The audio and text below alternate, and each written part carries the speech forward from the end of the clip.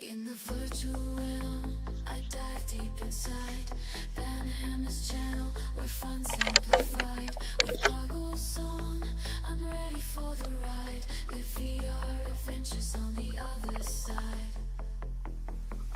Through neon landscapes and soaring high, dodging lasers as the hours go by. With every step on this digital floor, Van Hammer's channel, I'm craving for more. In the VR arcade where dreams come alive, Van Hammer's channel takes me over the skies. I'm lost in the game, no need to come back.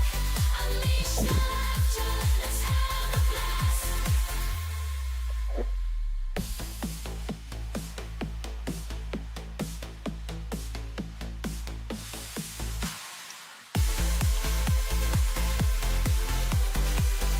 Okay, let's get these windows set.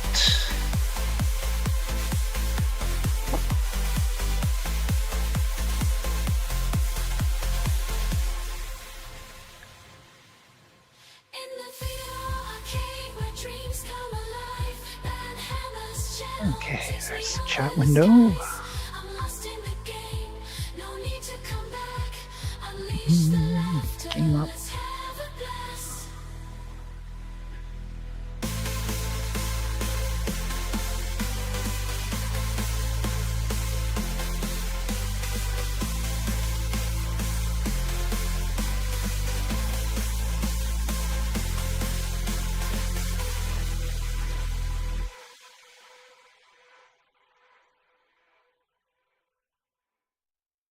In the virtual realm, I dive deep inside. Hey, fix the lighting so I don't have sore eyes. With goggles on, I'm ready for the ride. And give you guys a video.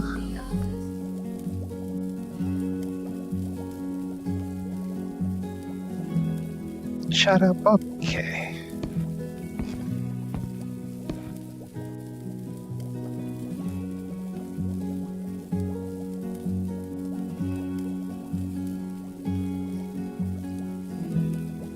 Yeah, let's get on to the multiplayer.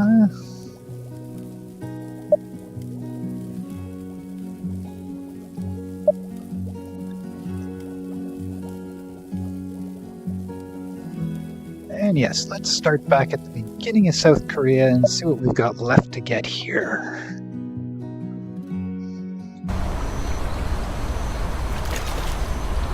First, how many fishies do I have left? Oh, it looks like just one. Was an epic.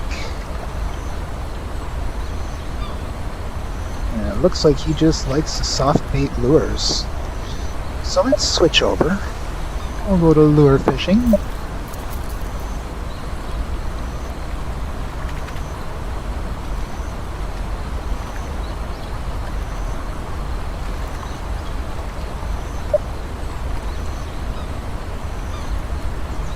Yeah, let's do soft bait A.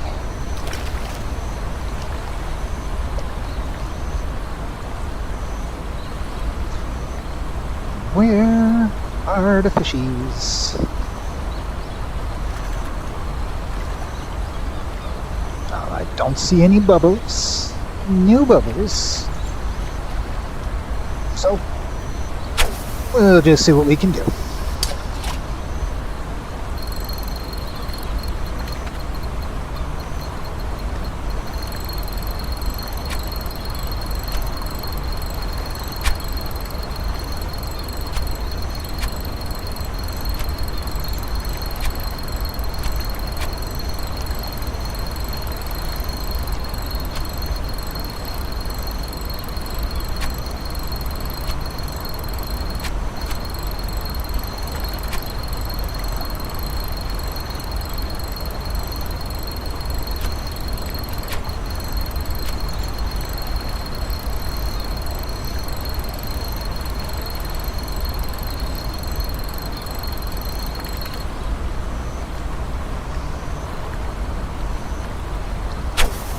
Oh, that's not right.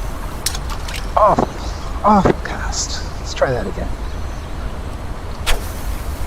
There we go.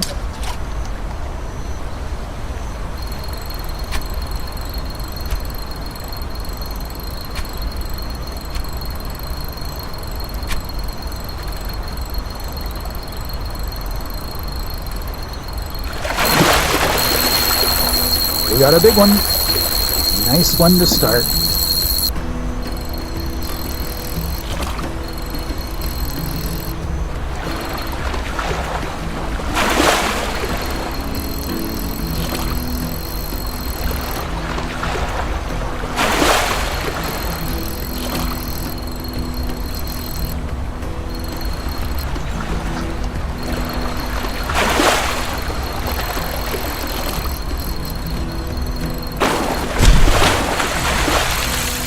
Wouldn't it be sweet if this was the one I was looking for?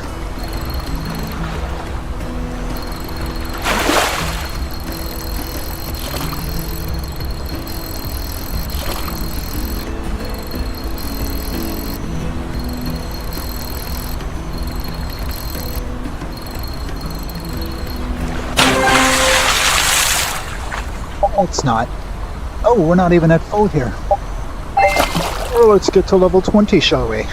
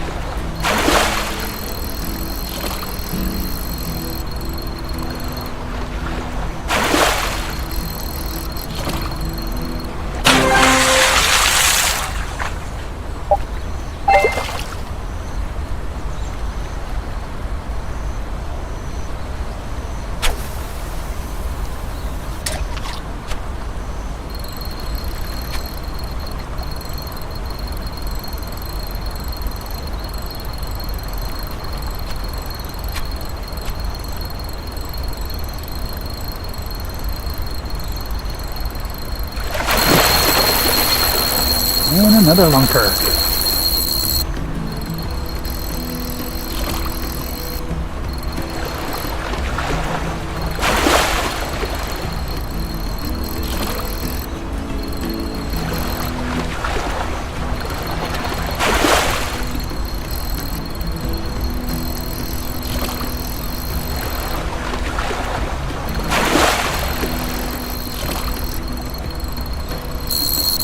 Ooh, don't go too far.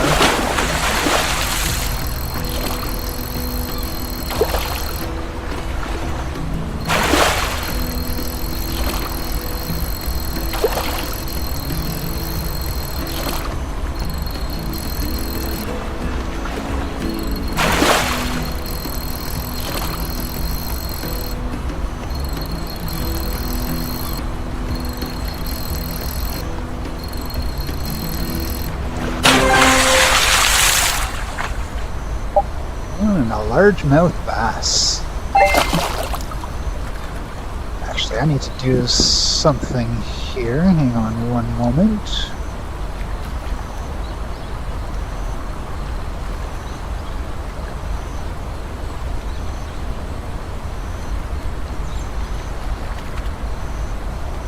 There, that should be a little bit better.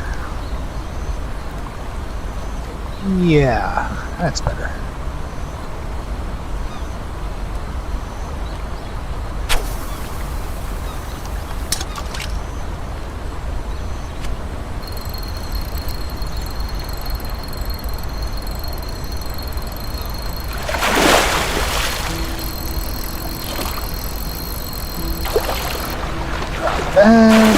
Didn't wait long.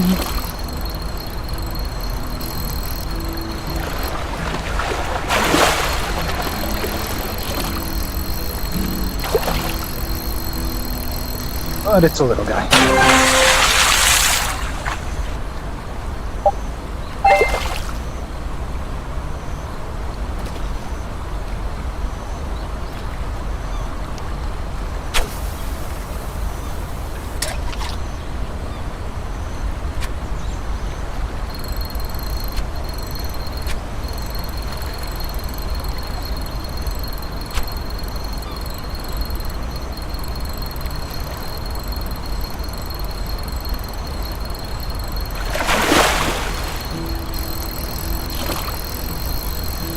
Come on, big experience.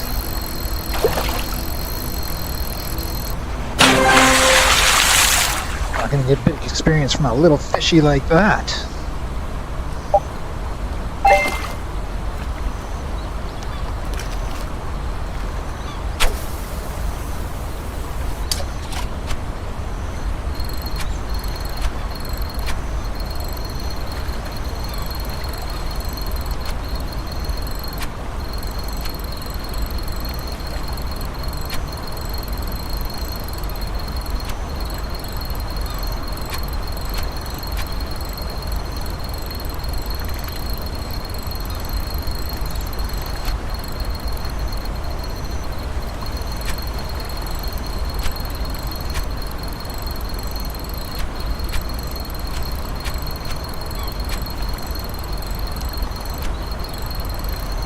Let's try that one again.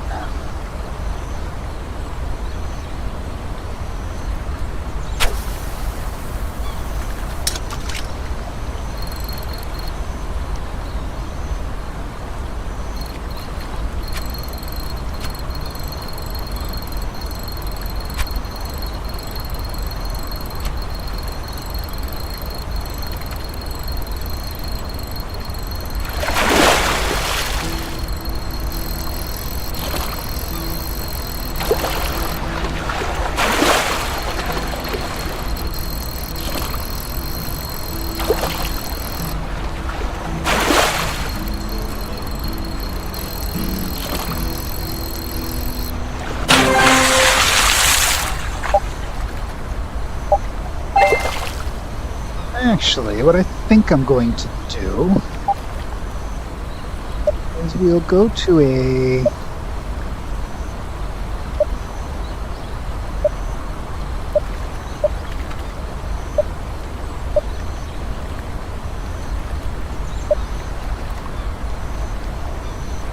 yeah, let's go there, get some experience that we need. Oh, my window changed on my hand. Let's get that back on the right one. There we go.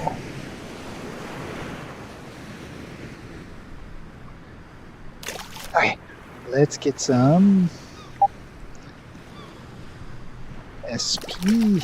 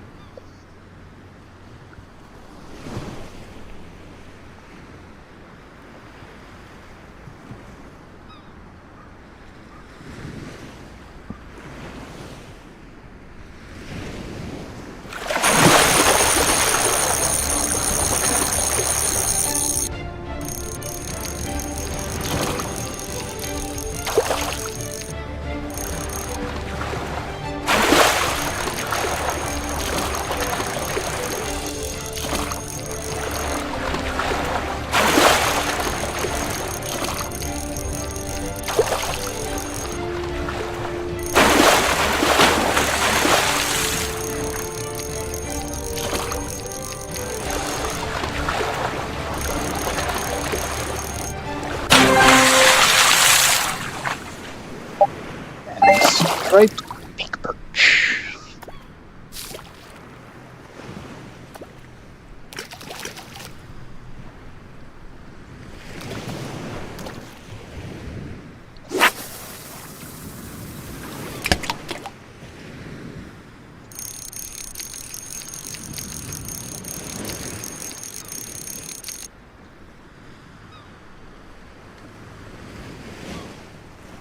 Oh, there's a spot now.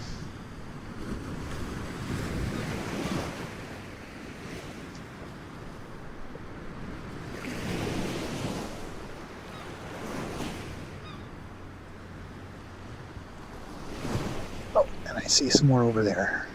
So hopefully we'll float over to that. Or somebody will get interested over here.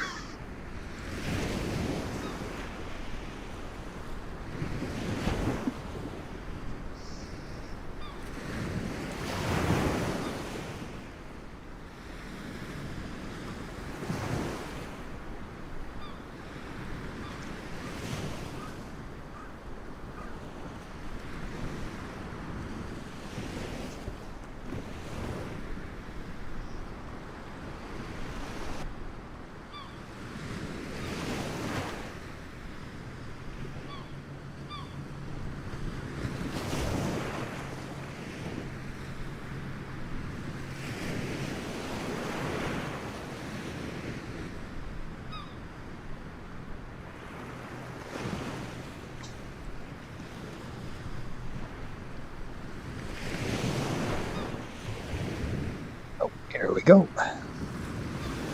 We have some interest.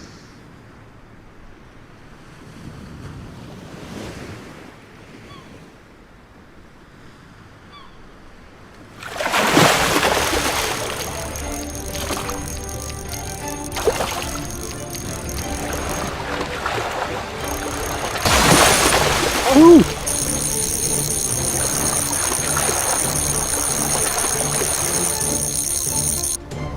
Sharky shark.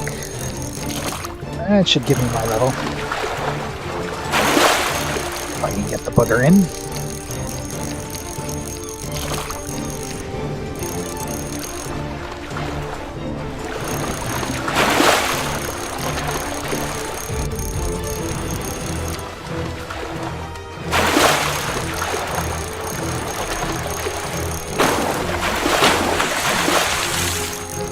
Yeah, looks like a Megamouth.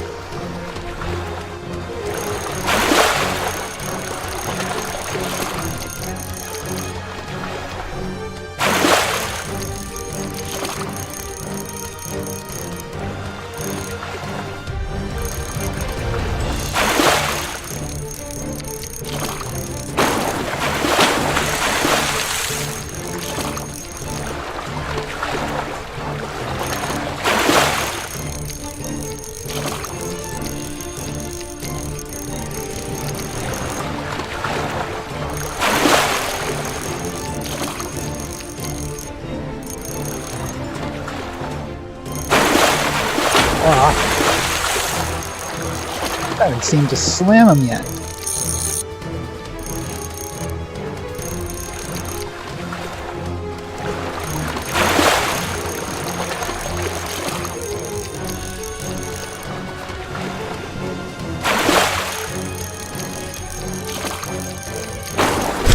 There we go.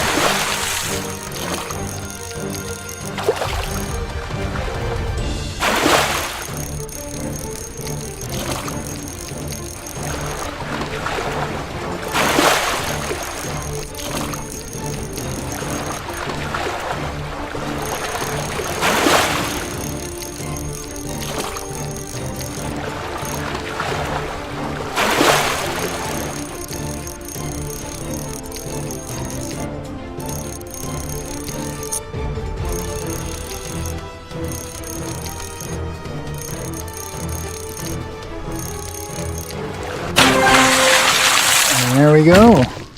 Oh, a tiger shark. Nice. I smell giant fish.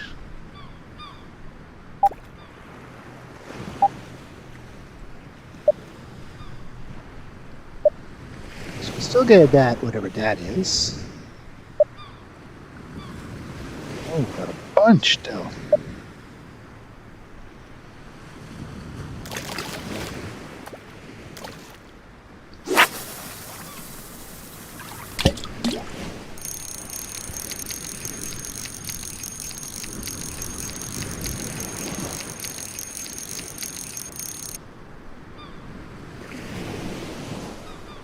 Let's see how we do down here.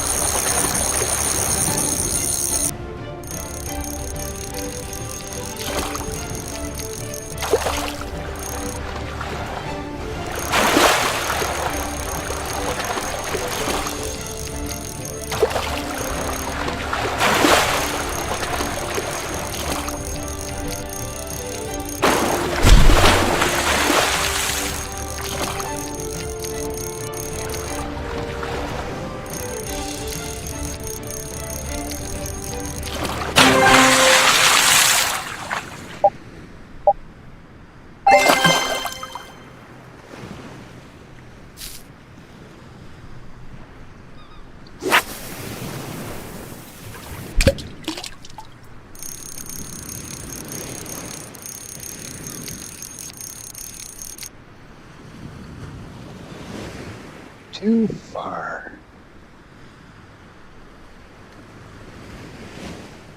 I want it to be just a little left of that splotch.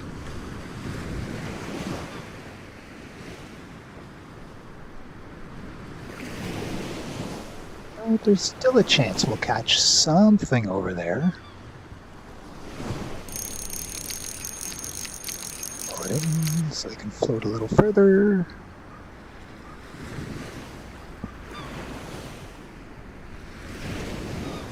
And there we go.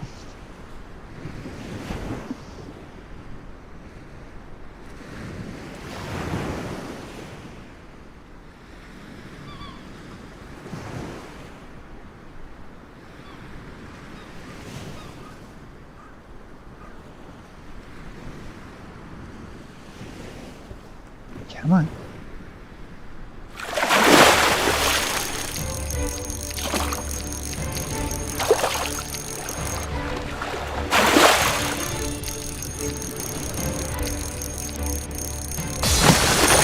Ooh, second sharky.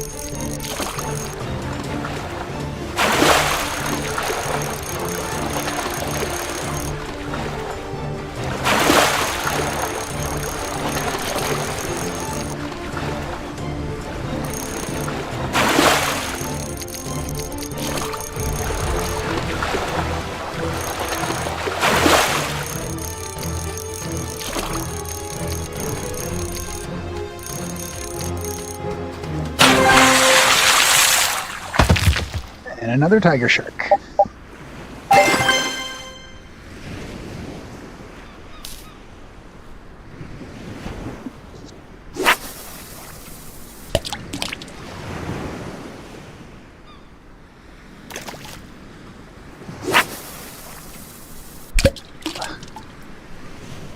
A little bit further.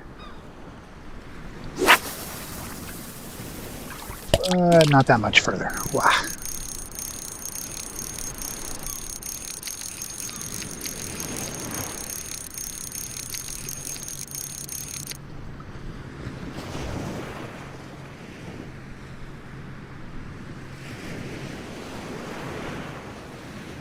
Not bad, and it also looks like Jeffers was stealing all my sharks last time.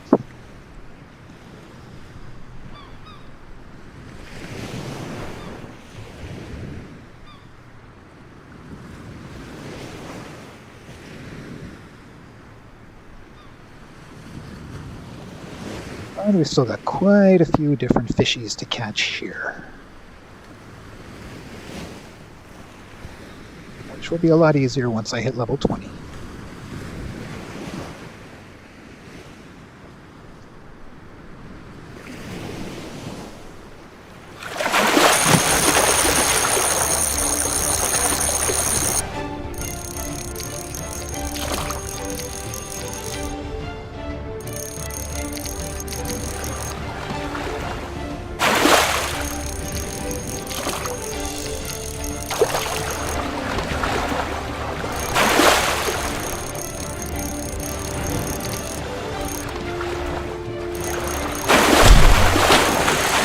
Oh, another big fish.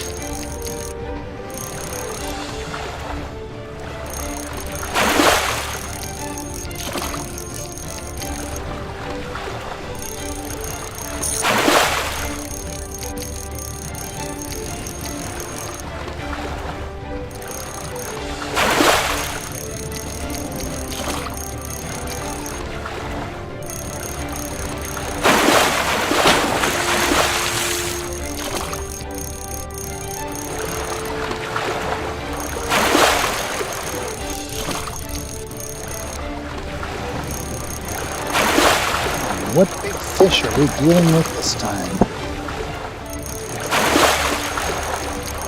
Here it comes! Here it comes!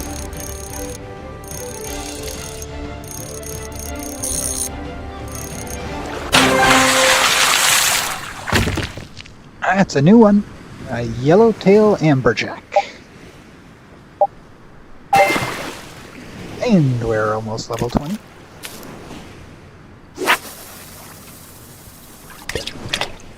There we go. That was a closer cast to where I wanted to hit.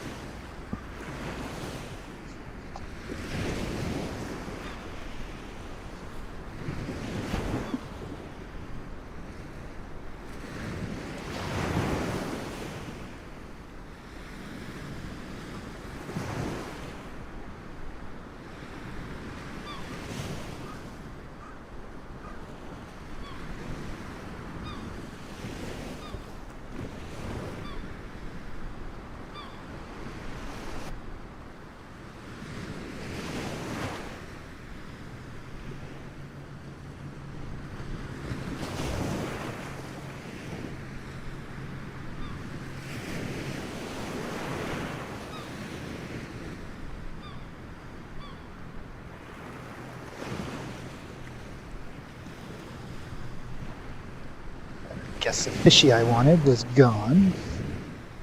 We'll see what else we get. Gotta be something else. Ah, there it is. I was gonna say, there's gotta be something else out there.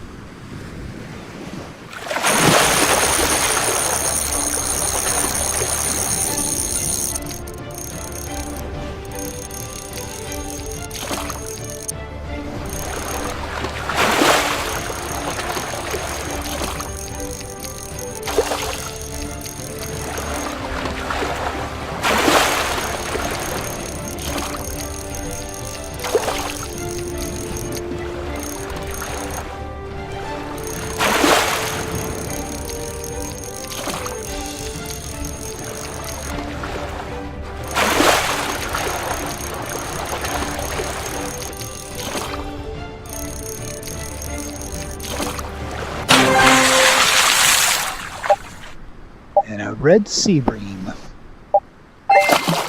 Getting close to 20. Once we hit 20, we'll be getting all the epics.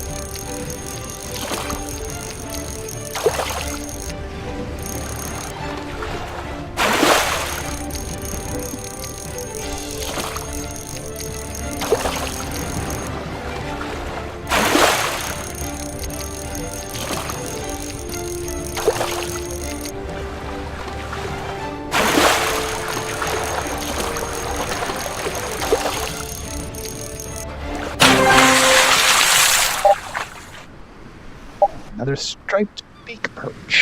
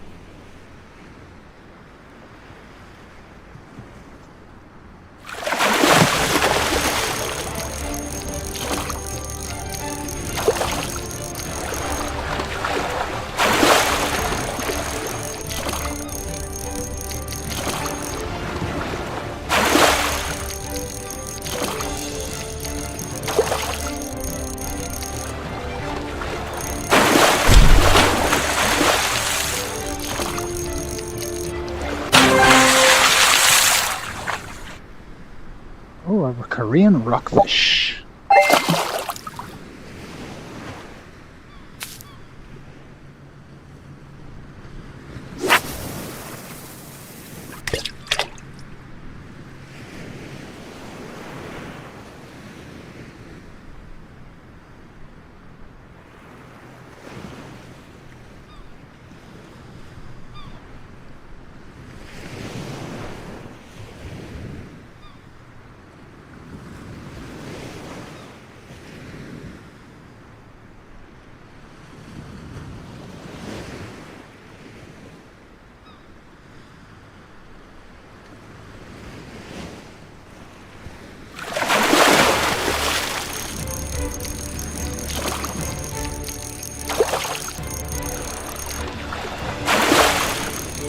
Wow, this is going to be a cute little fishy.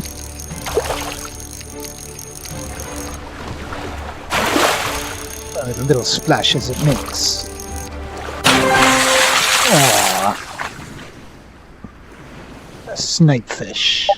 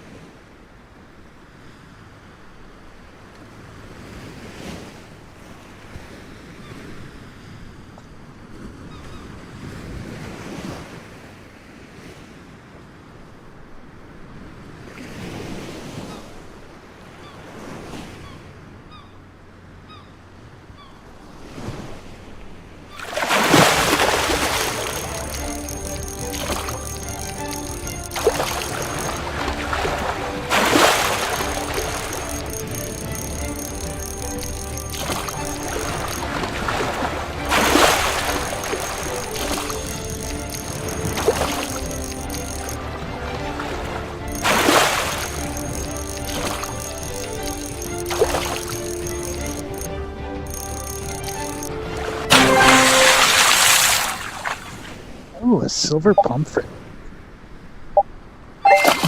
Second one of those.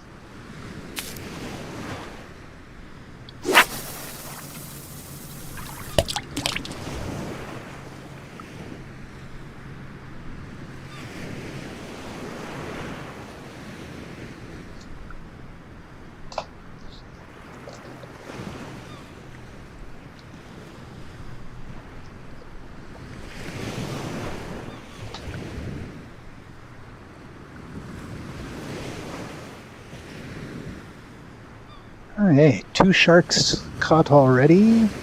Almost level 20. And we can go back and hunt those last epic and rare fish that are hiding on every screen.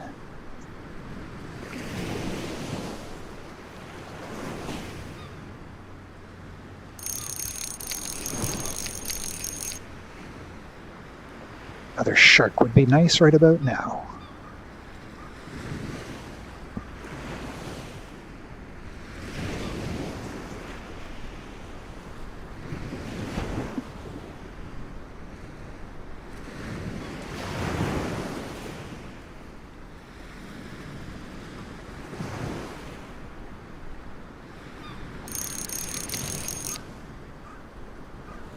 Uh-oh. Whoops. I broke it. Hang on 1 second. I'm just gonna have to pop you back to the intro so I can restart the game. Which I can only do from here.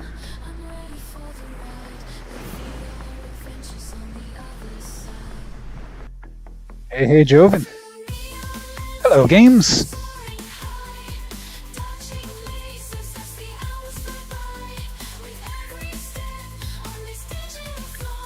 And how you guys doing today?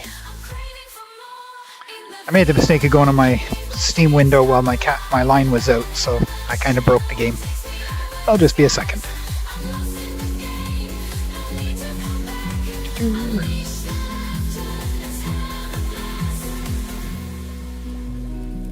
Yes, actually it is. According to one of the other guys I play with, Chibi Archer, it is one of the best fishing games.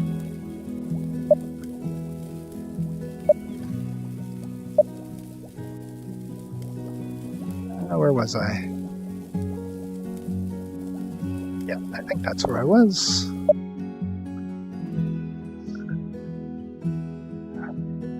I've got the game with a bunch of the add-ons.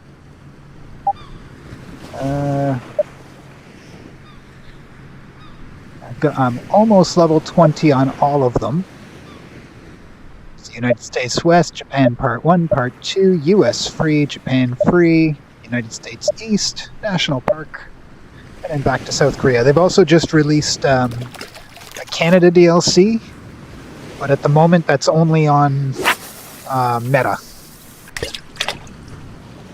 They haven't released it to us.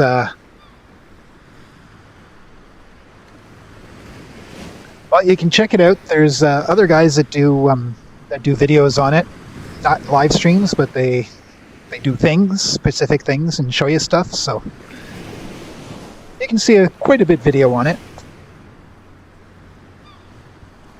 And it's very nice and relaxing. There's a couple of levels you can choose for when you're playing. There's basically beginner, intermediate, and experienced. I'm on the experienced, so the only thing I get is line indicators. Like here, this changes color on me. If you're playing on the easiest, there, I got a fish on the line almost. He's interested. If you play on the easiest, you get a pair of glasses and you can see them under the water. On the intermediate level, you get a fish finder until you cast. And then on this one, all you get is bubbles on the surface.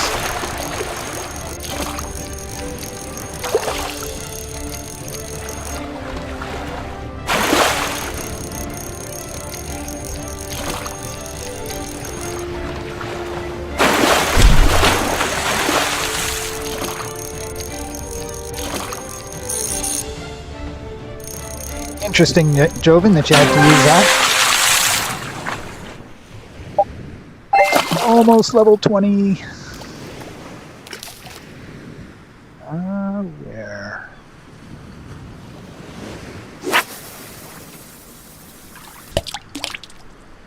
Oh, did I land right on his head? I almost did. Let's see if he gets interested.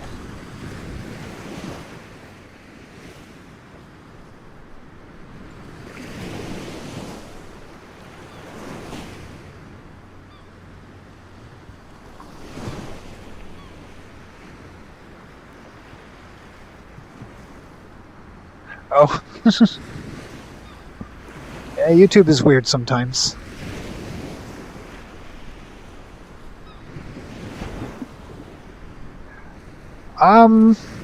It's not too hard to get new equipment.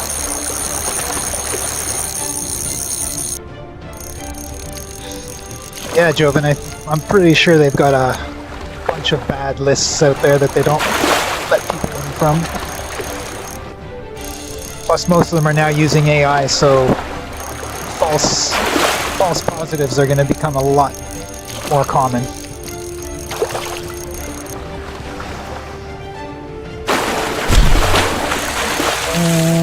It's fairly easy to get equipment if you concentrate on money.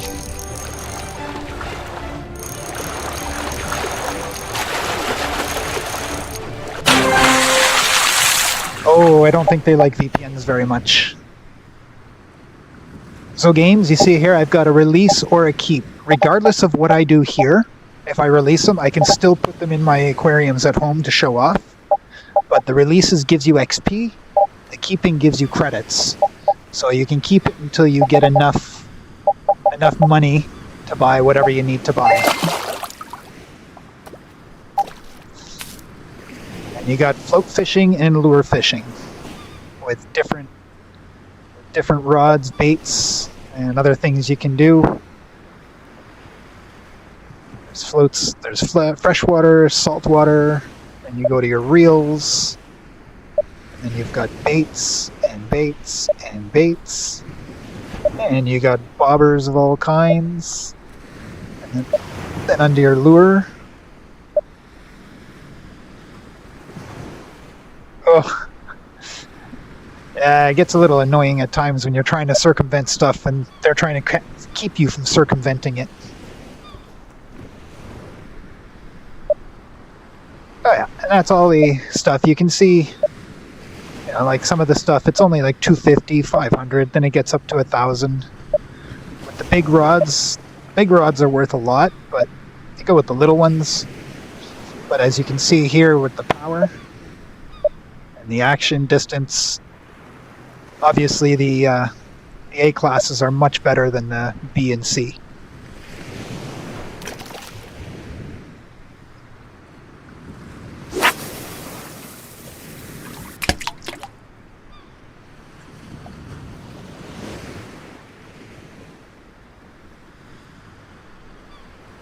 Joven, the other problem with VPNs is if one person on that VPN that's using that IP address does something nasty, everybody using it gets blocked.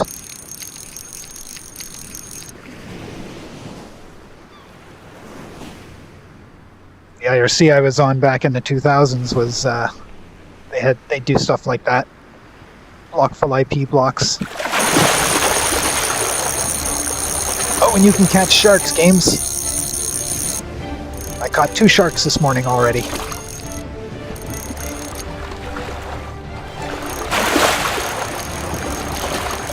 It's really fun because they jump up and steal the fish you're catching. Oh, it is a shark, I think.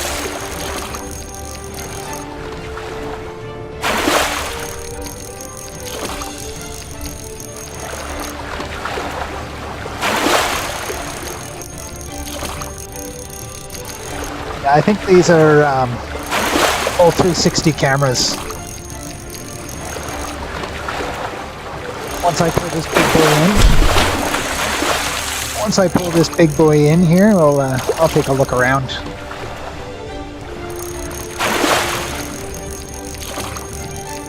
Some of the maps even have living creatures on them moving around.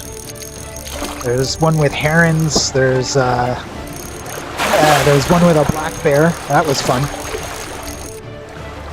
The New Canada DLC has beavers. Should also have moose and bear.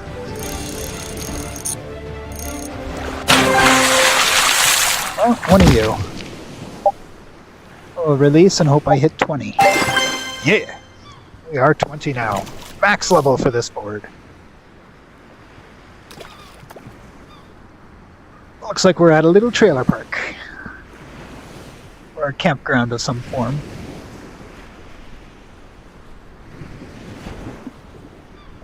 There's nobody on the beach here, but on some of the other ones you'll find monkeys behind and turtles behind, and yeah, there's each map, like each one of these headings has their set of fish, and then each individual map inside will have different ones that you can do. When you go to when you're in whatever place you're in, like I'm in, where am I? I'm in South Korea here on like 16, I think. Yeah. So if I click on this fish, this is my fish decks. These are all the fish I've caught. I need to catch one of these, whatever that is. And then on this one, I've got all of these to catch. I've caught those 3. And then on my third one, yeah, it's what I think, because one of the Japan maps, there's a very uncanny valley feeling of it. Yeah, I think so. They also add some stuff to it, like, you know, you can see the birds flying over. Some of them have airplanes that fly. Some of them have whales that pop up on the ocean. Others have like boats that go, and then there's trains and cars.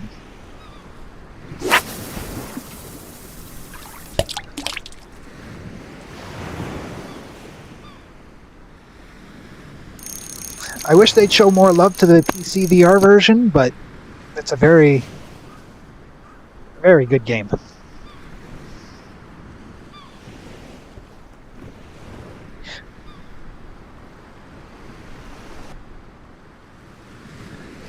Yeah, I think they're using layers, like different layers of the water material. It looks kind of reflective like water here, but you're getting a better quality look, so it may not look as good on the 1080p. Woohoo! Steal my stuff, Sharky!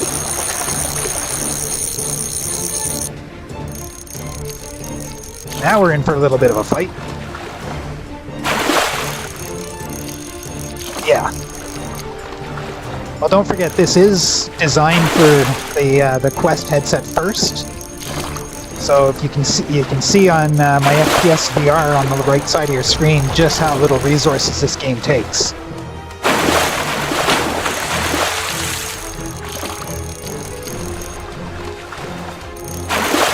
So taking that into consideration, it is very nice.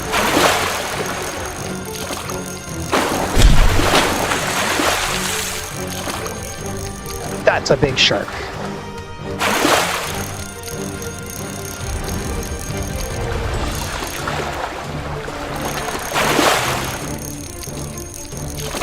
Well, thanks for popping in.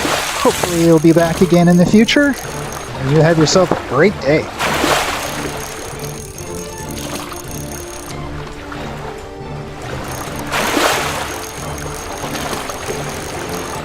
Come on, Sharky.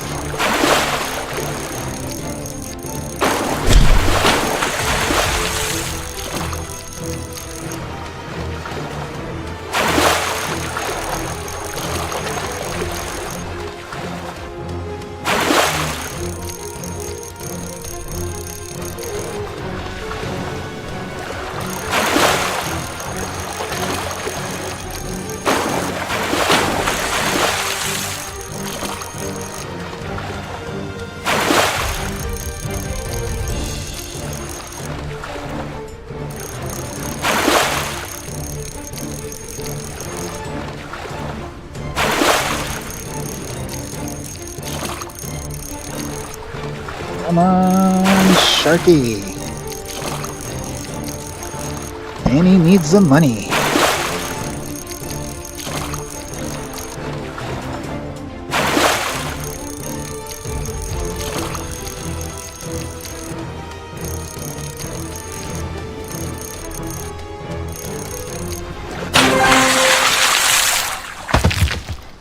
Oh, my first Mako shark. It's rare. Let's crank up the money. Back to 20K.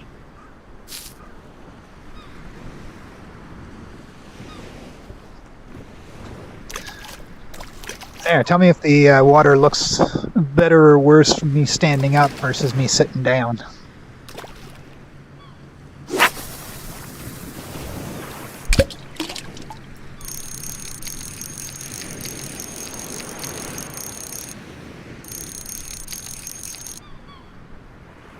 Does it look as plasticky like this?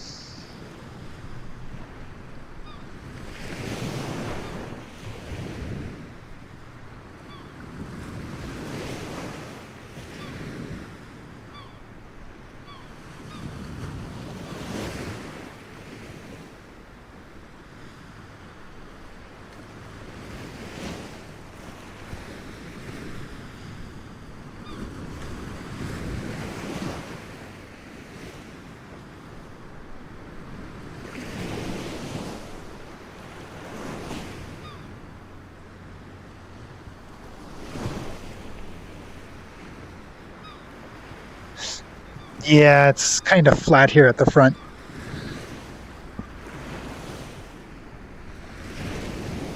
I thought my angle might have a bit to do with it, though. Yeah.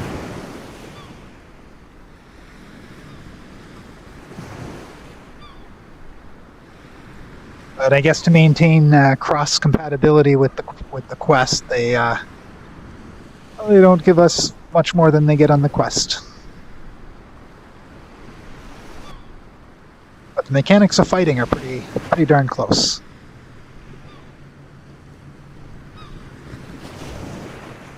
Yes.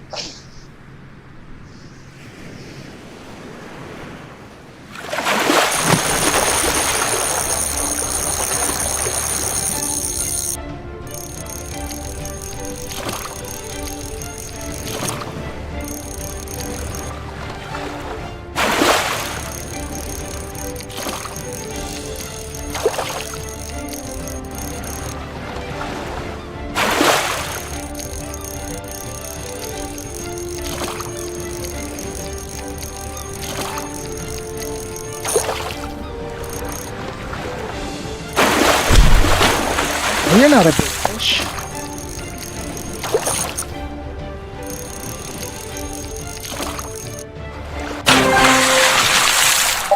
But you're a new fish. A chum salmon. My guts is me a new fishy.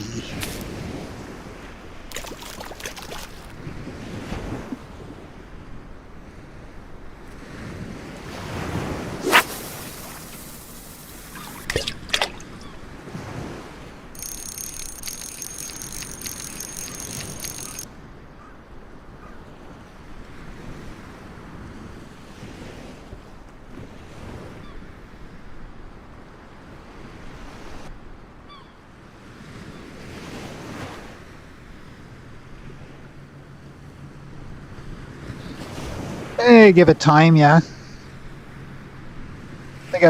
First they gotta figure out how those darn things think.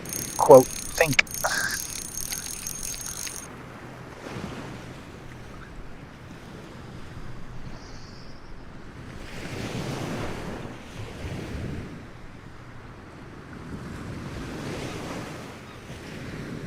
Yeah, they just gotta let the hype die down.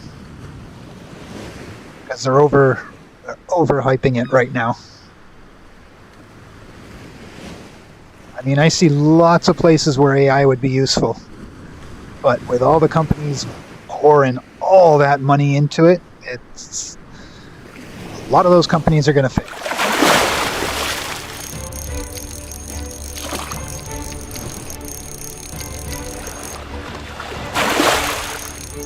And they're trying to monetize the hell out of it too, as with everything else.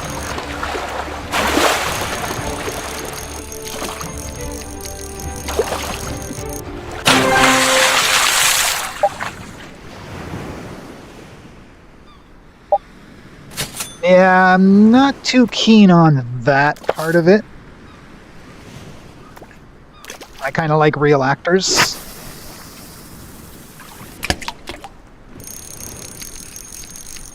On the plus side, I've got several 100,000 hours of movies and TV on disc and such, so if it comes down to it, I don't really need the internet. When it finally decays beyond usefulness.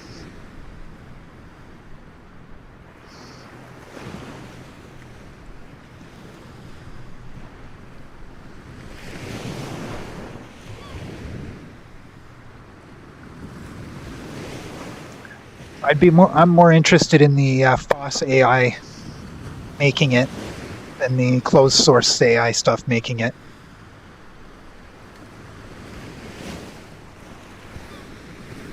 But we'll see how things go.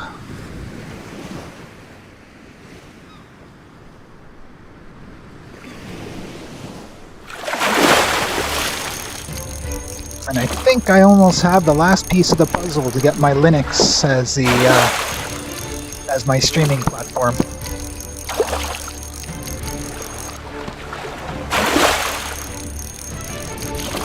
Learning about Pulse Audio.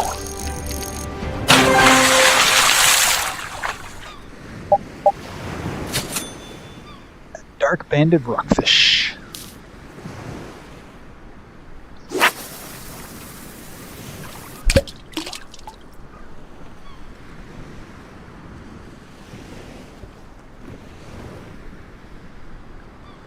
I'm not a never AI. I'm not anti-AI. I'm just using Kubuntu 24.04, and I think it's up to 02 now. Might be up to 03. The only reason I'm using Kubuntu is when I was setting it up for VR, GNOME didn't have what I needed. Like everybody was saying, no, use KDE. I tried GNOME because I prefer the GNOME desktop environment, but it didn't quite do it.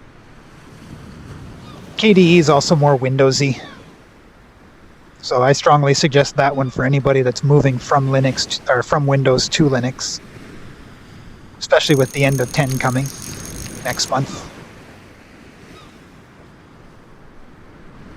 Yes. The X server, X11 server is being phased out. It's still in use. It's still accessible. Even if you have Wayland installed, you can always choose before you log in to go back to the X11 server. Wayland has come a long way. It's not what it was even a year and a half ago. It's much more stable. Once I get the Pulse Audio working with the virtual inputs, audio inputs, then I'll start testing a few streams from the Linux side. At which time, if it all works nicely, I'll strip down my Windows to the bare essentials, upgrade it to 11, and use it for only those VR games that don't run well in Linux. But man, with Lutris and Steam and all that, every flat game runs beautifully. I even reinstalled my Sims 3, and I've got Into the Future, Nightlife, an asset pack, and one other pack. On Windows, only 2 of those packs, it was stuttering all the time, like to the point where I stopped playing. Because it'd be like, the characters would move somewhere and then everything would stop. And then they start moving again and everything would stop.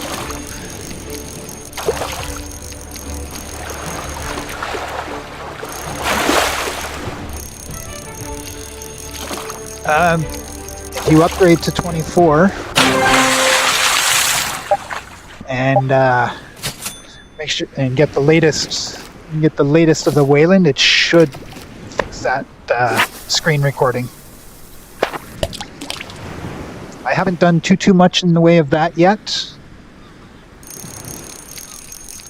but I did do some video tests of playing VR in Linux.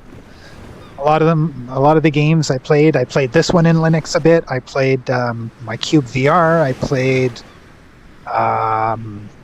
Metro Awakening VR. They all work under Linux. The only thing is the videos. Yeah, I got to re-encode all the videos into a format that Linux understands. Usually the Unreal Engine uses a Windows-specific codec. So under Linux, all you're going to see is the test pattern with a little snow window in the bottom right corner.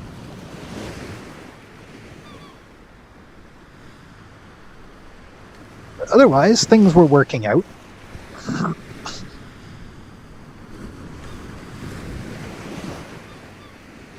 So I'm a little busy right after this stream, and I'm busy tomorrow after the first stream.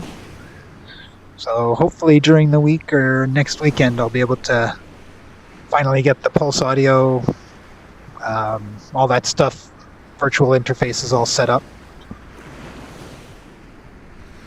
I just need time to read.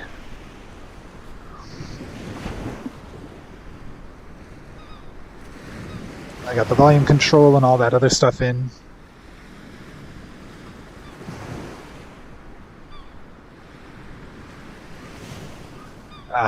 Half-Life 2 should run as a native Linux. I believe there's most of the Half-Life stuff has Linux as a native for your Linux install. But if it doesn't, Proton is beautiful. And Lutris will allow you to connect to everything if you want, including Steam, but I don't use Lutris for Steam because I had Steam first. But then I remembered I had EA games. Well, Sims 3, Sims 4, but I don't play Sims 4 because that sucks. Sims 4 was a waste of money. Proton is a fork of wine. Lutris has wine in it. The Steam is using Proton, which is their own fork of it. Which is why you can go to ProtonDB and see all the games and how they work.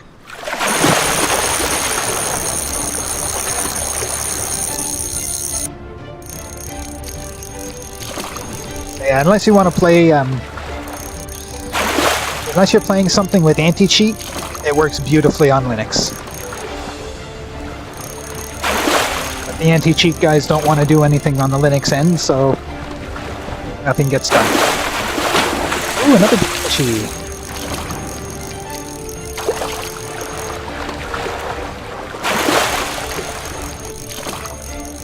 Hello, Waffle Topple. Fish. Big fish. On this one, anyway. If he jumps again, you'll see him.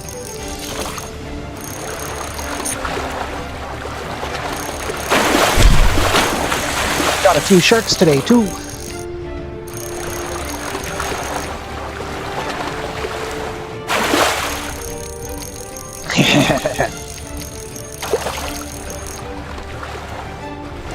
Oh! Welcome, Dr. VR.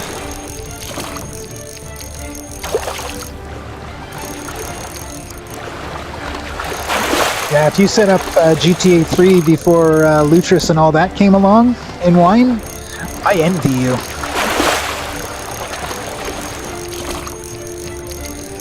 With all the stuff I was able to do under Linux, Wine, unless it was pre-set up, was always an issue. Ooh, another new fish! Sea bass!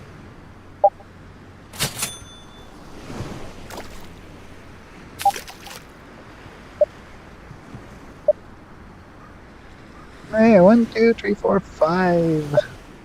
I got 5 fishies left on this map.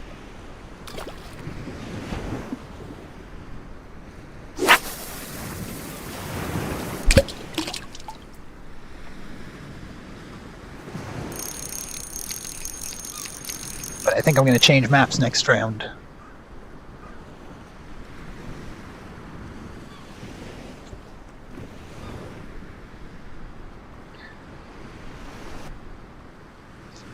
Well, Joven, if you haven't already, check out Lutris. I'm sure you have, if you've done much gaming.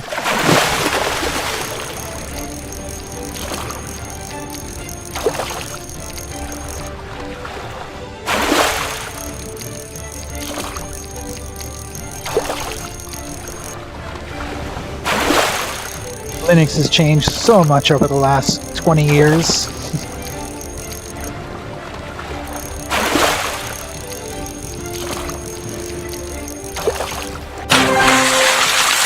Oh, nice. Yeah, about 15, 20 years ago, I was doing lots of stuff with Linux. I've used all kinds of them.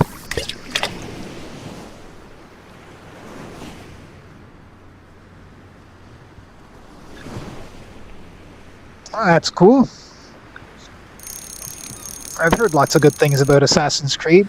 Never really played any of them.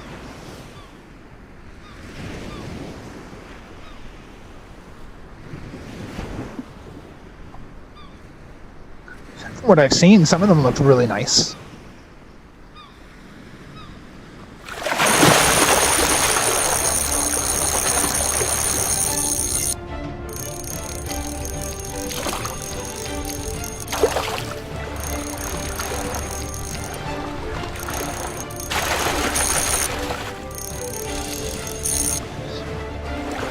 Yeah, Joven, I used to mostly run web servers and FTP file transfer stuff. I used to run Zero Shell as my firewall. God, that was a beautifully simplistic version of Linux. Guy literally built it from the kernel. So there was no bloat. It ran on a CD. Oh, it was beautiful.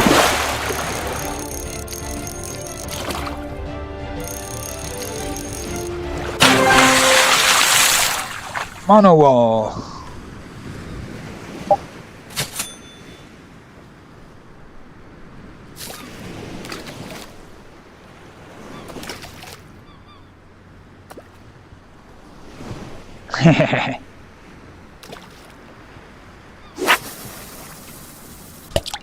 That's not far enough. Plus, new map.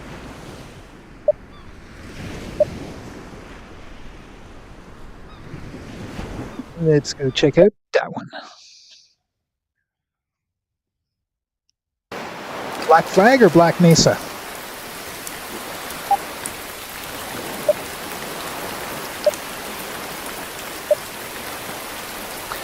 Same fish, different map. Easier to see, holy jeez.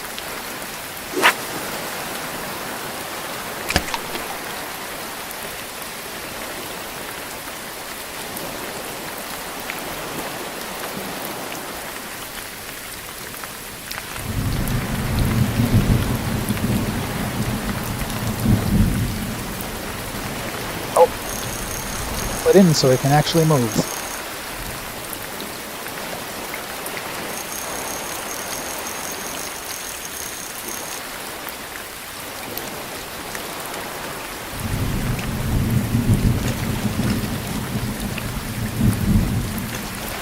Yeah, I never went too much into that. The only reason I was using the Zero Shell was for the network where I worked that I was in charge of keeping safe. So with Zero Shell there, it was probably like Tiny Core Linux, but he built it from the core, like from a kernel, and added just what he needed to make it run. And it did everything: forwarding, locking. It was quite powerful, and it could run on literally on a garbage machine. Like when I was running it at home, on my connection, I got the speed I was supposed to running it off the 75. Hey, Jeffers! You were stealing my sharks last time. I caught 2 this morning.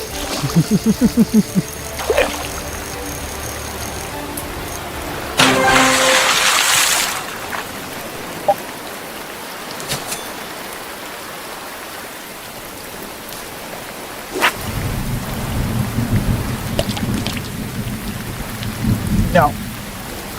I do not remember Bart PE.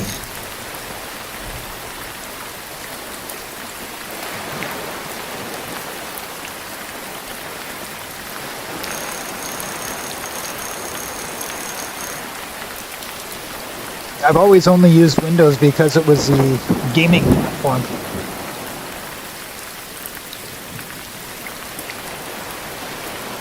Always had issues with it even back in the day.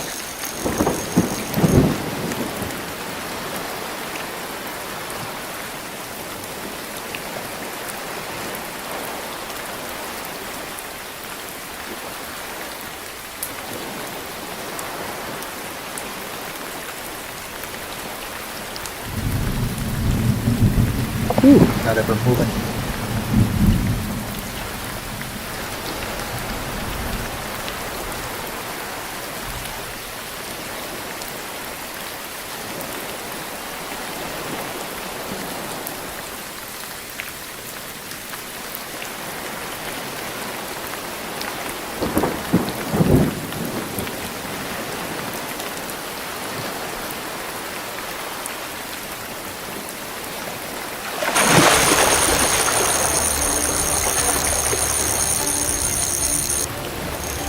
Best part about fishing in this rain, I don't get wet.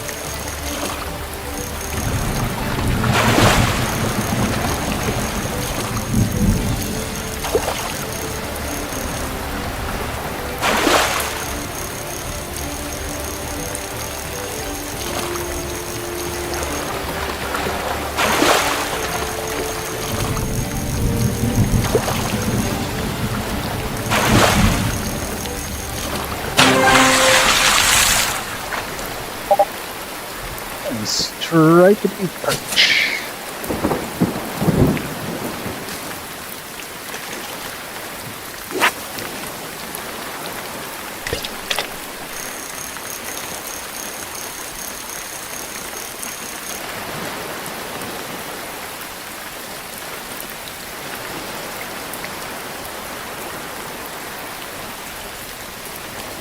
Yeah, memories.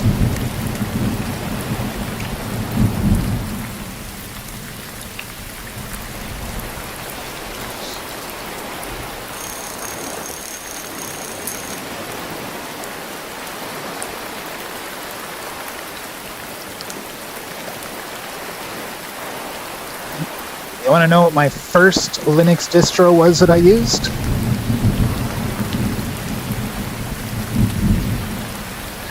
Red Hat Enterprise Linux 5. Or was it 4? I think it was 5. RHEL 5. Ran that on a Pentium 75.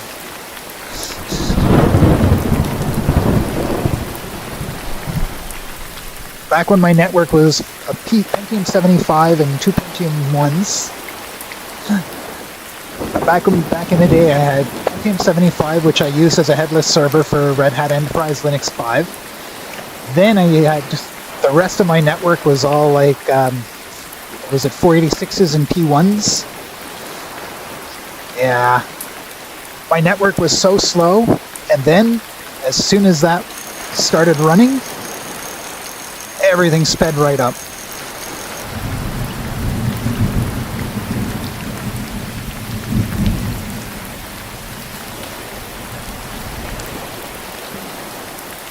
Then I ran some Manjaro, Fedora Core, Fedora, Mandriva, Mandrake, Debian, Ubuntu. Nope, not that old.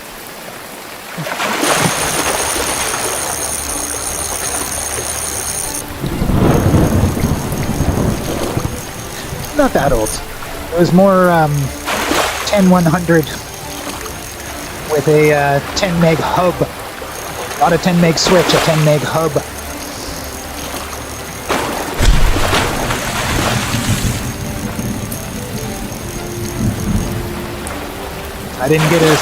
Don't think I got a switch until I had a K62 350.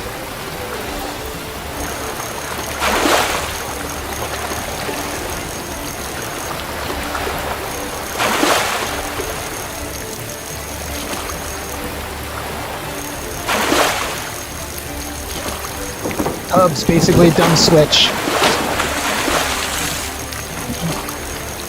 You send a signal out, it sends a signal out every single port until it gets a reply.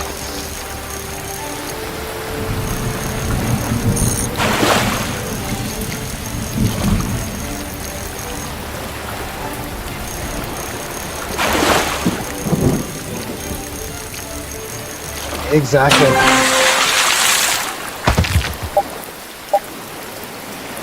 They were very useful and still are if you want to man in the middle. Nope. It would be also you could put a hub between your server and your network switch and suck all the data off of that.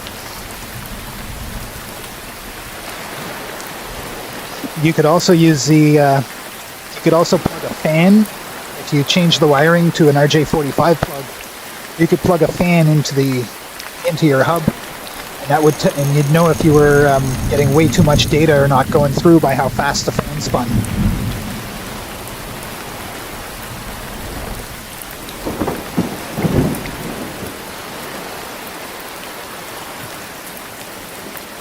Fun times.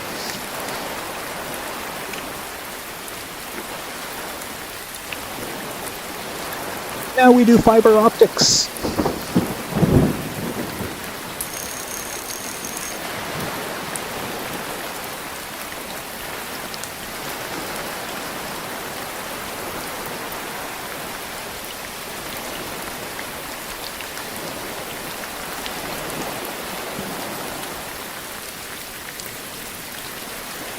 Come on.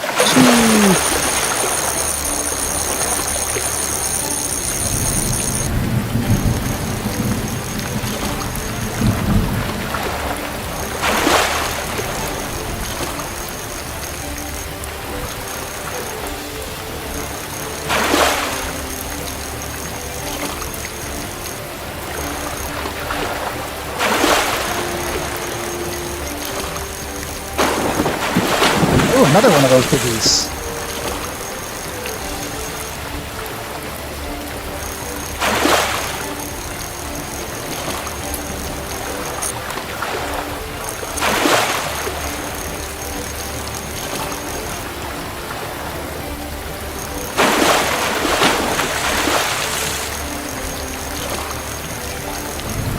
Darn you, turning around in the air.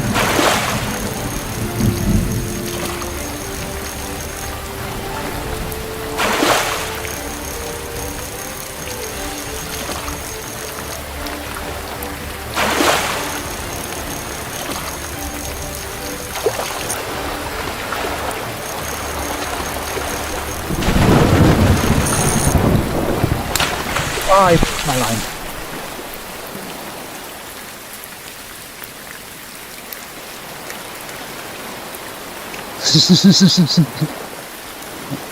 Oh, all the things we used to be able to do.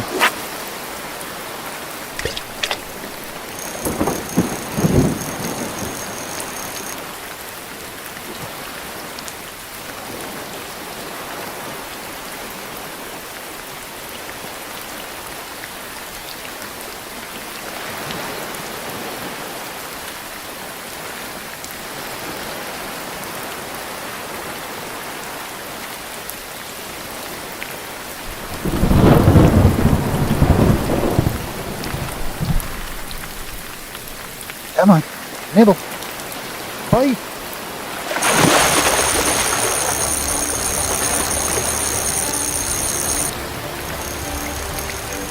We'll pay closer attention and not let our fish get away this time.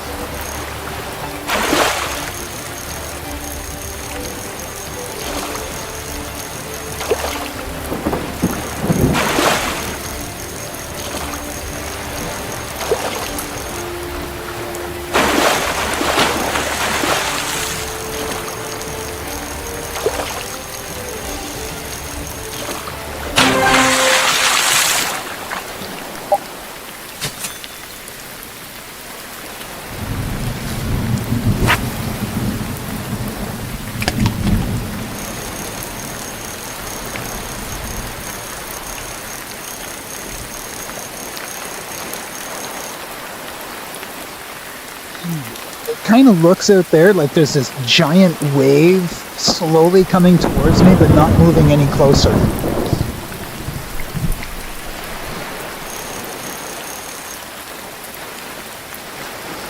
Like from what I can see.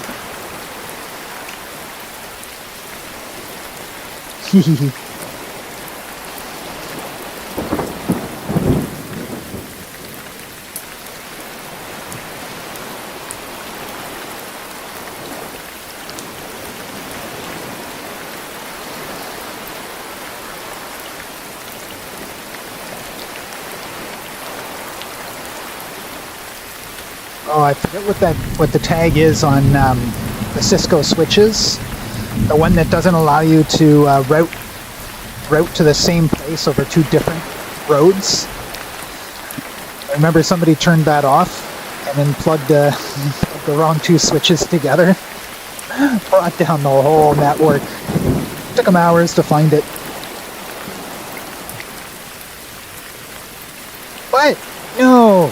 I'm only carrying a lightning rod. What's so dangerous about that?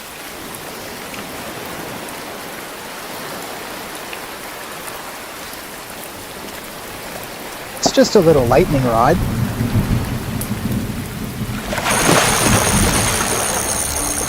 Yeah.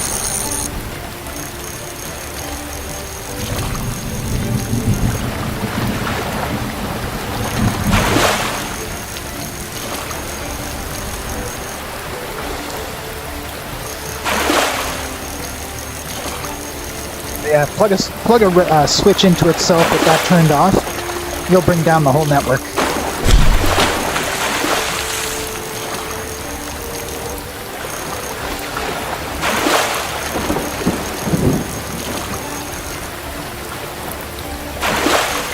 What's really sad is I've forgotten most of what I knew about my networking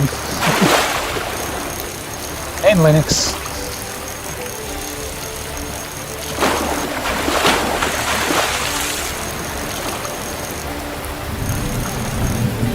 Yeah. Thankfully, you can't do that with the home stuff. It'll just turn off the ports and go, yeah, you're dumb. We're just going to turn off these ports for you. Oh, hello, Lee.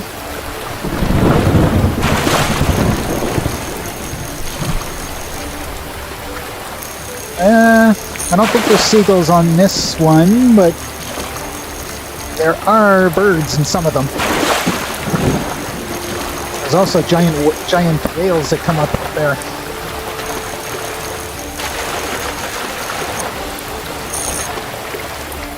Ah, you bugger. Stop the feedback so I didn't know what was going on no more.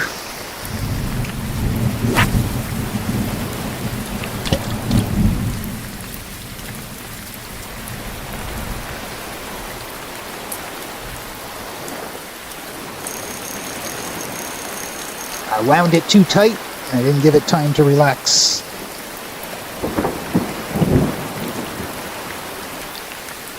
Give me a shark.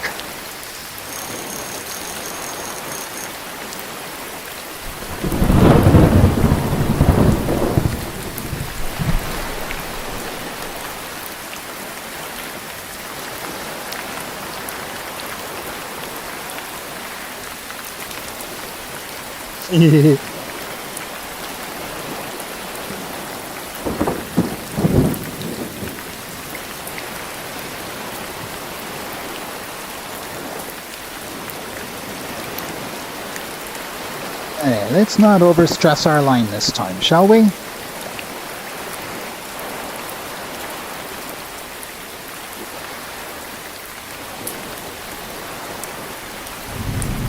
Yep, that it does.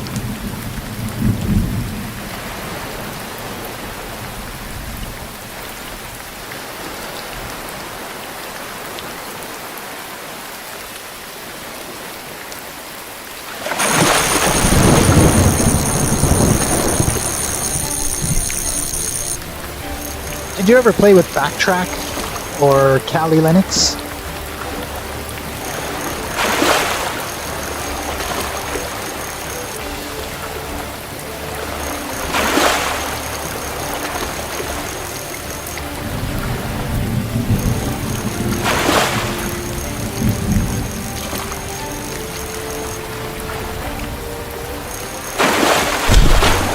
Okay, I'm gonna kick at this. This is my third time.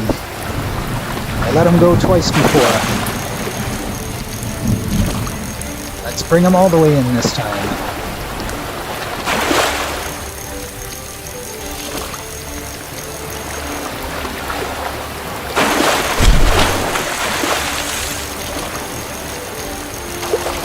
Yeah, I had a place where I was allowed to practice using that. We break in, gather all the info, leave little notes behind.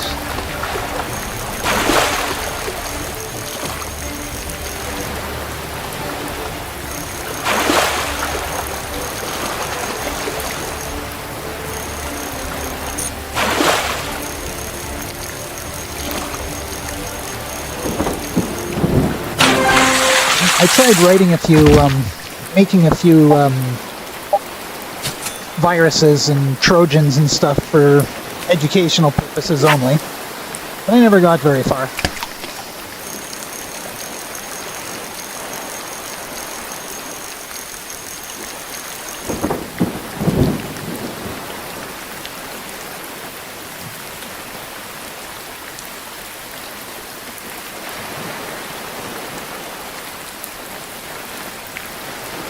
Tried writing them just to see how it worked. I mean, I did make one. Made a couple of them, but they were very, very, very rudimentary.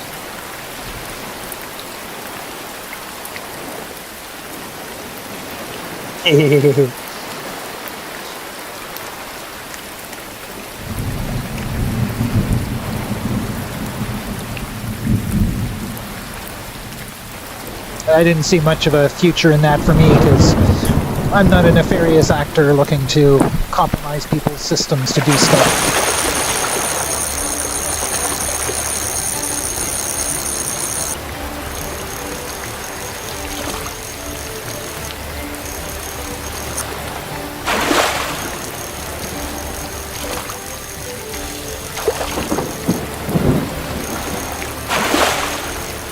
So all of my quote hacking was, I don't think I had one of those.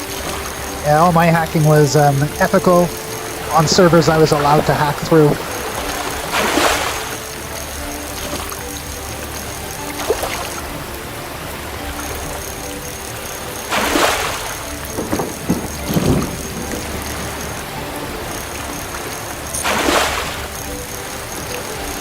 Was entertaining.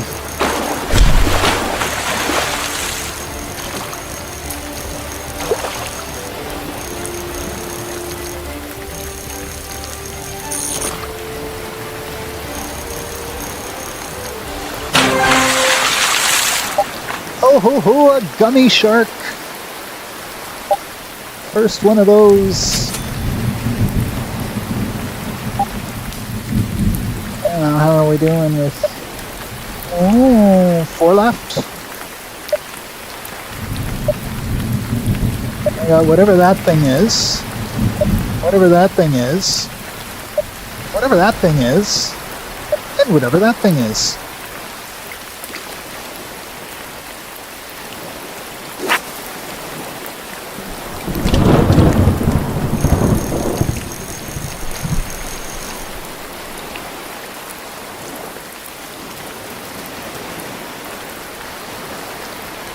I think I want to switch.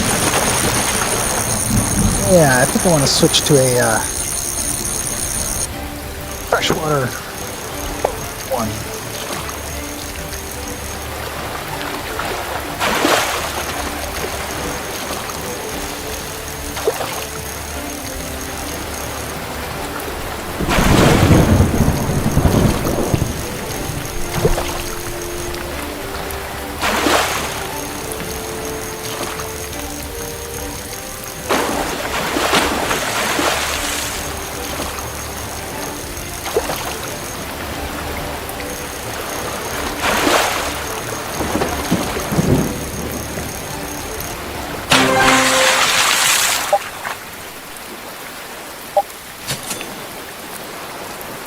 Okay, let's see. New map time. I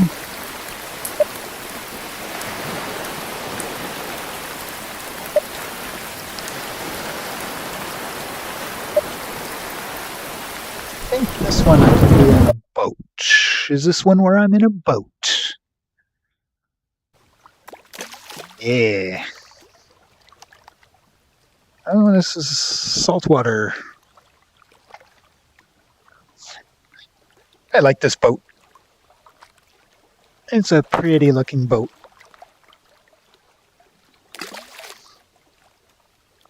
But I said I wanted fresh water. I think that's ocean. That's definitely ocean. All right, let's try this one.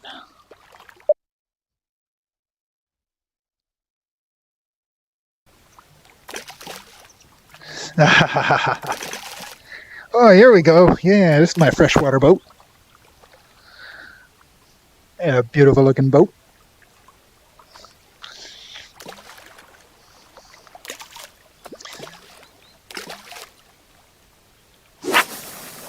Yeah, Microsoft Defender. I must say, I am quite impressed with Microsoft Defender.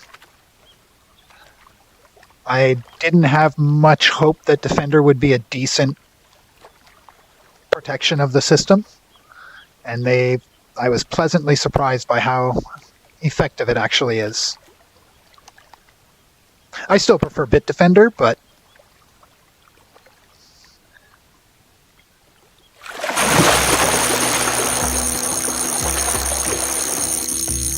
Windows Defender actually surprised me with how effective it is.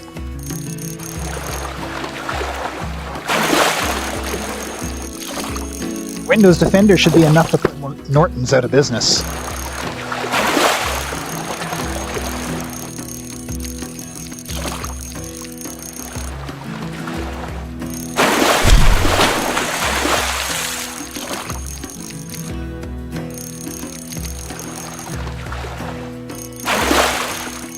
I remember when Norton's was a good one, and their tools were useful.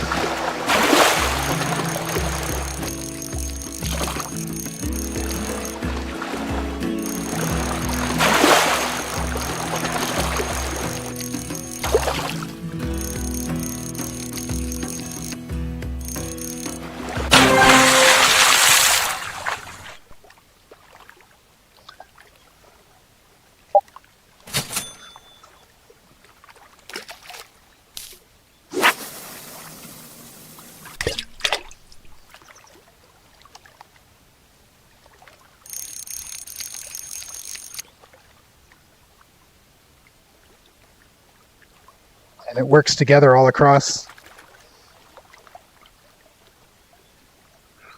Well, of course, but you know, you think you suck at C++? You should see me.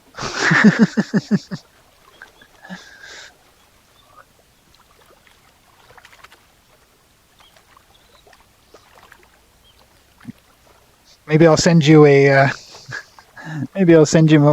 copy of my contractor tracking app as it stands.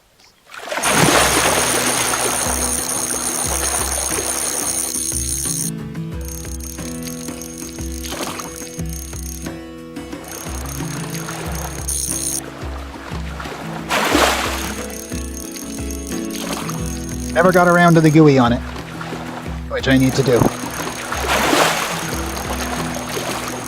But C++ and SQLite and Windows Forms don't really like to play well together.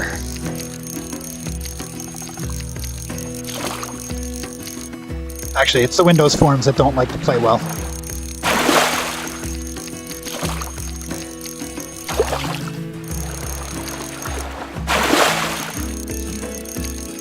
And no, I did not sanitize the SQL data entries. At least not yet.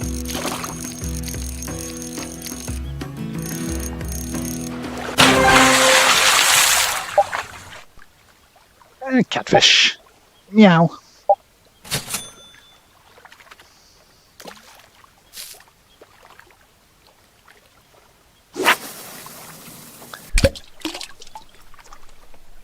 Yeah, from command line, SQLite works beautifully well. Works beautifully. It's just I can't quite get it to, I can't get the Windows Forms to work.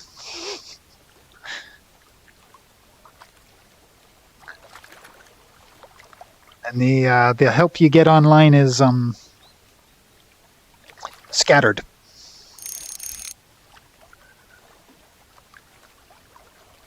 But I'll probably go back take another couple of kicks at that can and see if I can get it running. Probably have to set up a VM on my laptop so I can do the coding in Windows there.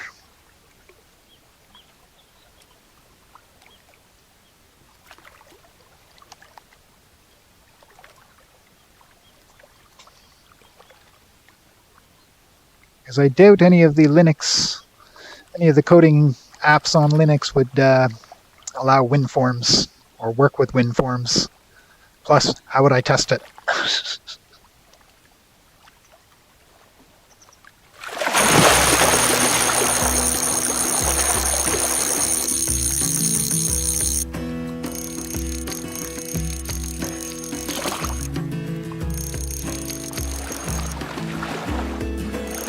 Oh, that must have been fun.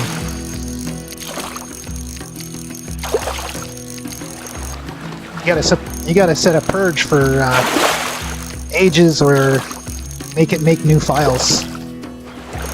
SQLite is good, but it's definitely got its limits. Oh. Yeah, if it's something that's going to be accessed repeatedly and by multiple users at the same time, yeah, SQLite's not the way to go.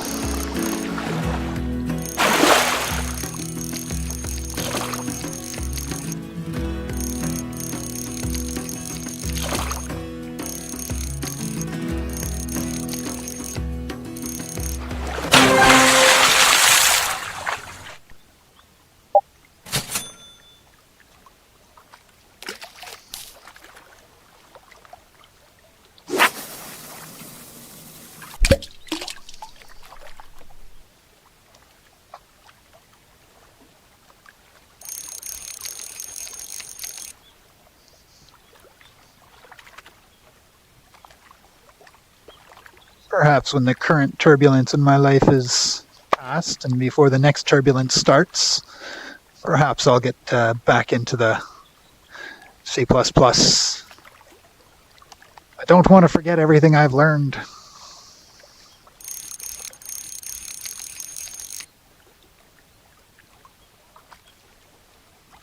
I just find it hard to get the drive to do anything at the moment.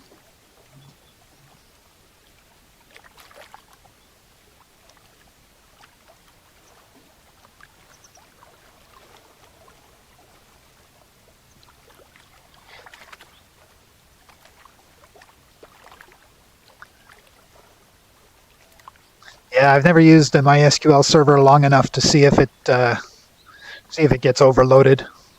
Hell, even my SQLite never used it enough to see any performance issues. But with the app I was writing there, I had planned to make a new SQL file each time, or overwrite the SQL file after it mails off its contents. And then when I got a little more skilled, I was going to make it do keep 3 backups, 3 days backup, and mail them off, and then delete the 3rd day.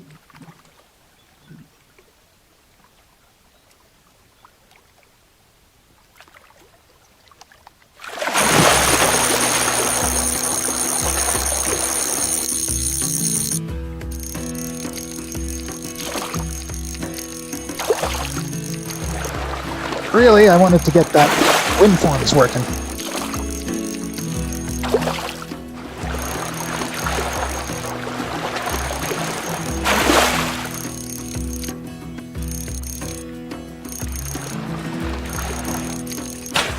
Oh, trying to read and fish at the same time doesn't work.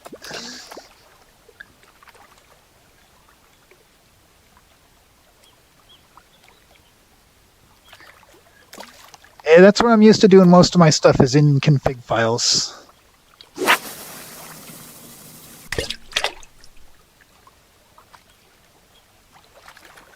Considering there wasn't much in the way of GUI interactions back when I was doing most of my stuff. The GUI was, yes, here you can see the file written out here. That's all the GUI we give you.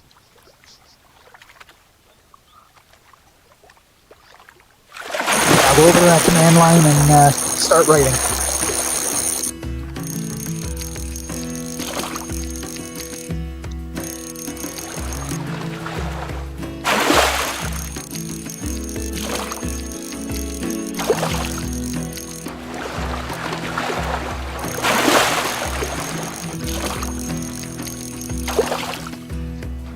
I guess I probably could turn it back on, but then I'll probably end up running into the same issue again. A little annoying people coming in with multiple accounts, spamming single letters and racist, sexist, and stuff like that.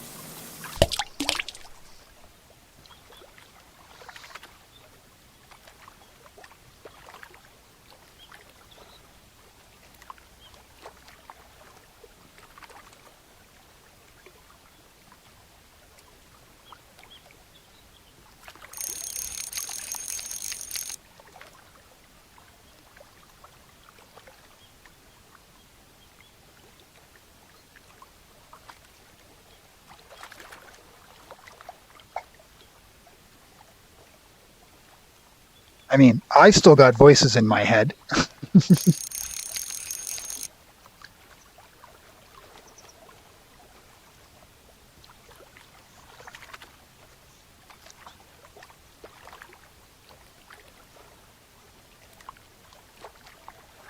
I'll see if I can set up a quick way of turning it off without resetting everything.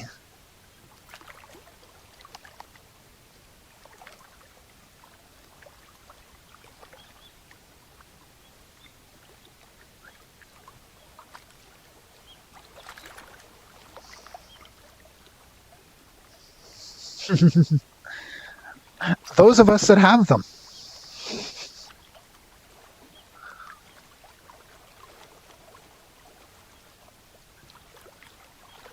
It's funny, not everybody has an internal monologue.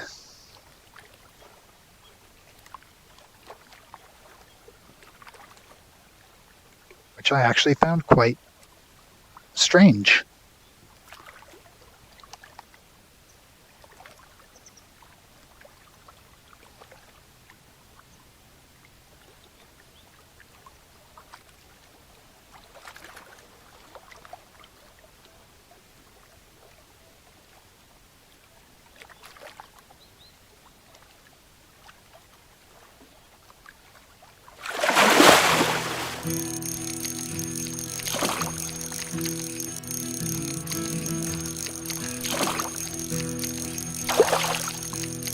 Oh, what a tiny little fish. Don't know what it is yet, but it's tiny. Oh, and it's a first one, a Korean bullhead.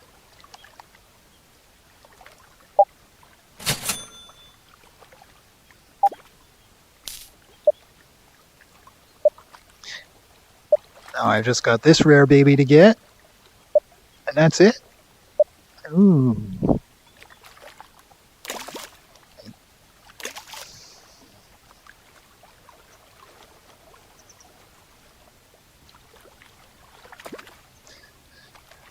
Well, I'll tell you, with me, my thoughts are in English, but there was a period of my life where I lived in Montreal for about a year, and about 3 months in, my thoughts were in French. Because I was speaking both languages, so initially it was translating everything from English to French, and then after about 3 or 4 months, it was translating everything from French to English.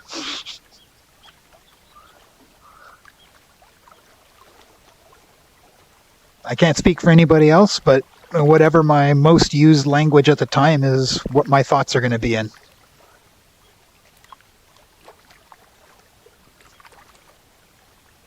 I'm sure it'd be very entertaining if I spoke 3 or 4 languages.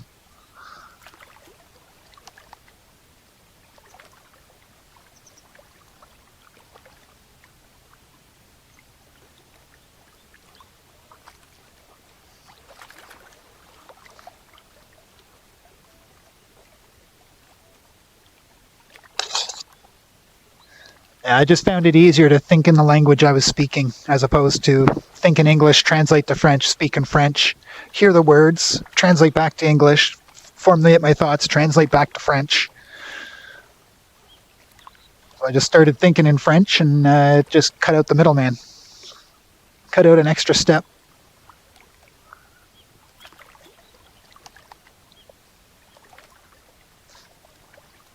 I'm sure you could do some interesting polling over on your side of the ocean.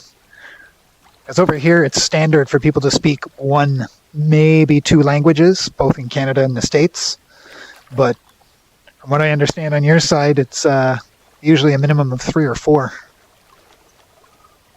for a lot of people there. Because everybody's so close with different languages.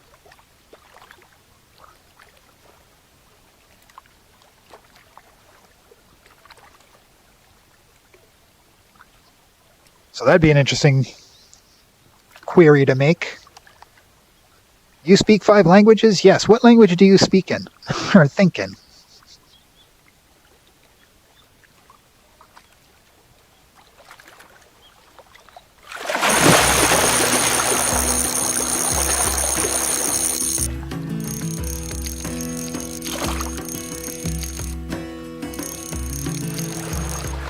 Interesting.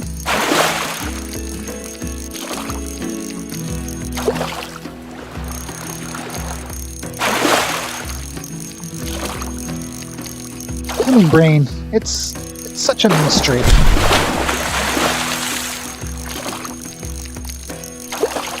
How does it do what it does?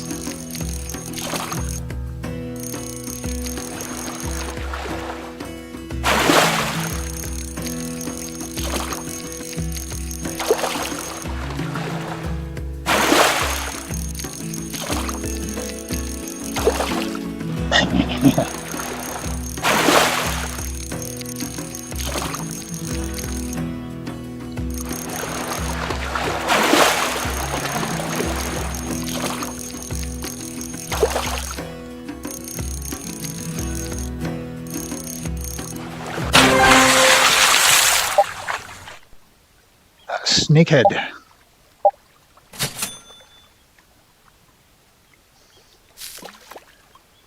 Okay, I think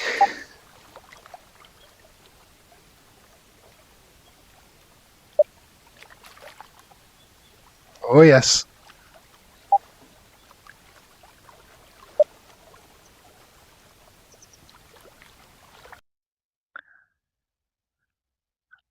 Yeah, like everything else, if you don't use it, you lose it.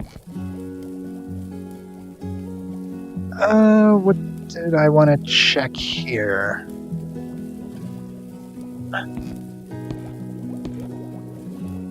When did I get a little submarine? My little submarine.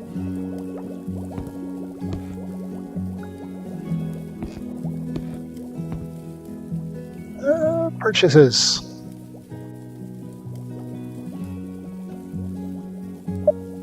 Purchase. Boats. All I got left over here is, I don't have 30,000 for that one. The last freshwater boat.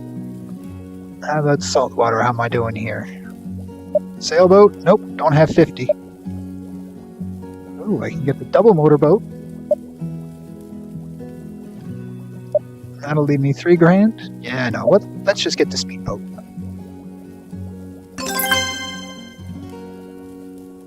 Rewards, Nautilus submarine. You don't even have to buy them all?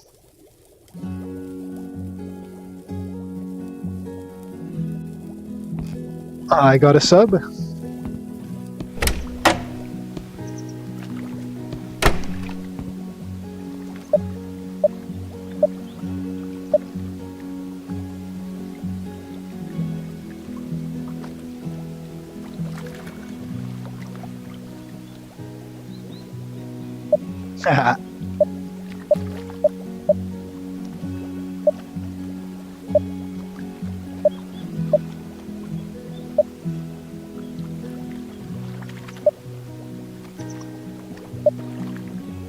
I got a Nautilus submarine.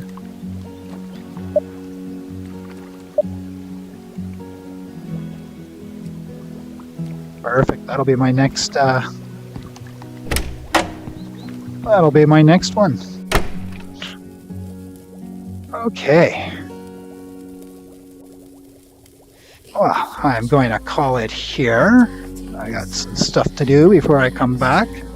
And I'd like to thank Jovan Janevsky, Gaines, Waffle Topple, Jeffers, and Lee Bruce for joining me today. And everyone else that tuned in as well. Thank you all very much. Should be back this afternoon. Probably going to be 1400 Eastern instead of 1600 Eastern instead of 15, so 4 instead of 3 p.m. So until then, whatever your time zone, have a good one.